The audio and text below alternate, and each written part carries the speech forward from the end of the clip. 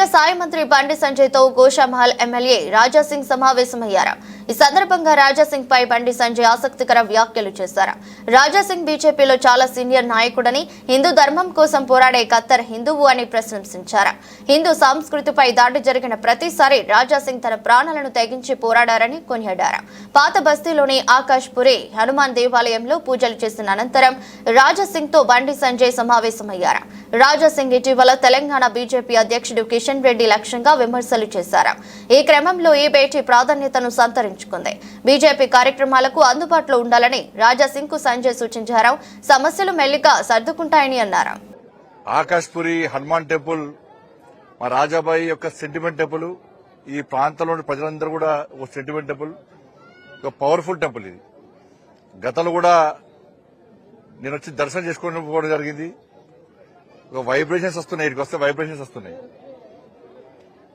కోరిన కోరికలు తీర్చేటువంటి మహాదేవుడు హనుమాన్ దేవుడు, ఆకాశపురి హనుమాన్ దేవుడు.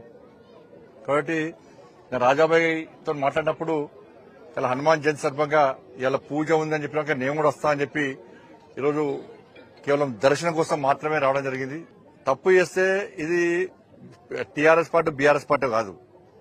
ప్రజలు దాచుకొని వేల కోట్లు సంపాదించినటువంటి పార్టీ కాదు భారతీయ జనతా పార్టీ. క్రమశిక్షణ గల పార్టీ. ఎక్కడ ఏ అవినీతికి పాల్పడినా కూడా వాళ్ళ మీద చర్యలు తీసుకునే పార్టీ భారతీయ జనతా పార్టీ.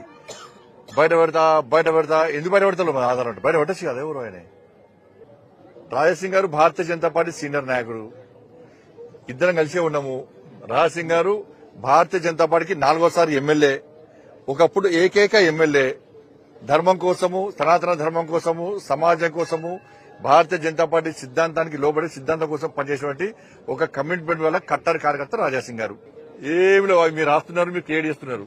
అనవసరంగా ఫోన్ చేస్తారు. ఫోన్ చేసి మేము చెప్పేదొట్టి మీరు రాసేది కూడా వస్తున్నారు. అడుగు పెట్టుడెక్కడిదే 50% ప్రాంతాల్లో మేము ప్రాతినిధ్యం వహిస్తున్నాం. 2 ఎమ్మెల్సీ ఎన్నికల్లో కాంగ్రెస్ పార్టీకి అభ్యర్థులు 40 ఓడిపోయారు. 3 ఎమ్మెల్సీ మాయే. 3 ఎమ్మెల్సీలు మాయే. ఎక్కడ ఉప ఎన్నికలు జరిగినా గెలిచేది బీజేపీ. మరి మొన్న ఎమ్మెల్సీ ఎన్నికలు ఎందుకు ఓడిపోయారు వాళ్ళు?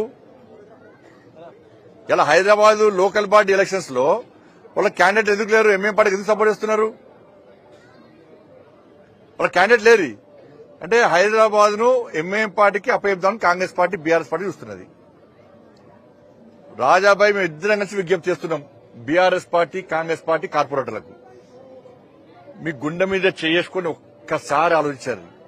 మీ కుటుంబ సభ్యులతో మధ్యాహ్నం సాయంత్రం భోజనం చేసేటప్పుడు, పూజ చేసేటప్పుడు, సాయంత్రం టీవీ చూసేటప్పుడు మీ కుటుంబ సభ్యులు అడగండి, ఎంఏం పార్టీకి ఓటు ఏమంటారా అని మీ కుటుంబ సభ్యులు అడగండి.